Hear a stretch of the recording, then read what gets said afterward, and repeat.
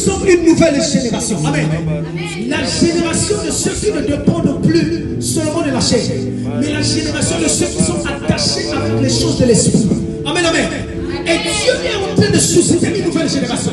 La génération qui ne vit pas simplement, alléluia, par la chair ou bien par l'âme, alléluia, mais la génération de ceux qui sont connectés aux fréquences de l'esprit, de ceux qui ne prophétisent pas pour prophétiser, mais de ceux qui prophétisent dépendamment de ce qui vient du Zoé, alléluia, de ceux qui écoutent, non pas des voix, parce que tu sais que dans ton âme il y a des voix, dans ta chair il y a des voix, dans ton esprit aussi il y a des voix, mais de ceux qui veulent écouter des fréquences de l'esprit qui viennent depuis Sion. Quelqu'un me dit ce que je suis en train de dire.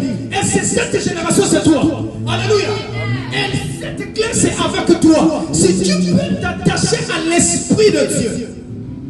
Amen. Si tu peux t'attacher à l'esprit de Dieu, je peux te dire, il n'y a pas un combat, tu ne peux pas. Alléluia. Prends. Alléluia.